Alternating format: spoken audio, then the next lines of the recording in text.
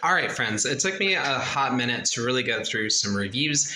I'm still seeing the rest of the response I've seen. I only have about 20 minutes-ish left of the progressive response, but I do want to document something that I have talked about on social media that I don't think is fair to the gay community. I don't think it's fair to former gays. I don't think it's fair to queers. I don't think it's fair to trans.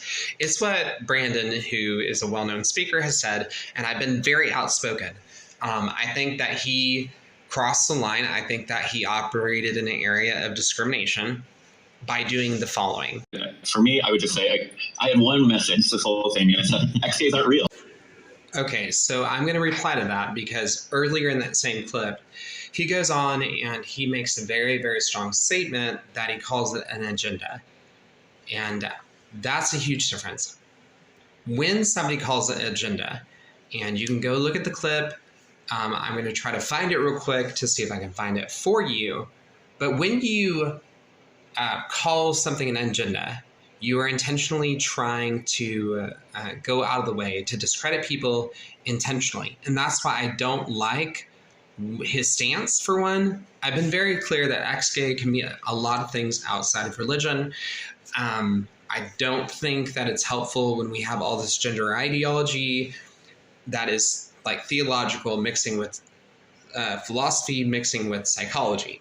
I think when you do that, you're going to get exactly this response. And in my opinion, it is discrimination when you point out that all ex-gay people are liars. Earlier in the video, I'm actually very tired right now, so I'm not going to look it up. But I might talk about it later.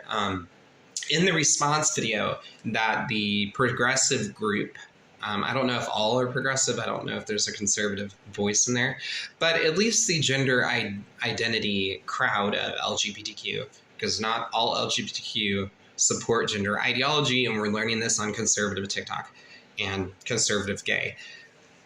The main thing that I see and that I saw on the clip earlier is that they start laughing. They're having a carousing kind of rivalry-ish laugh. It's more lighthearted than any of those words. It's more of that. I shouldn't have said that. They're more lighthearted, to correct myself. That is not really corralling. It involves other things. So it's really not. I'm just really tired. The point of what I'm actually saying is that when they're laughing, or when this therapist says, how the fuck am I supposed to hug them? I do find that, especially with comments of somebody who says my agenda going into this is to say that they're all lying. And to be fair, a lot of people do lie about their attractions going away, but not all people do, and not all people have them. And studies prove that. So to bring something to the forefront like he's doing, I feel like that needs to be something that needs to be stated very openly.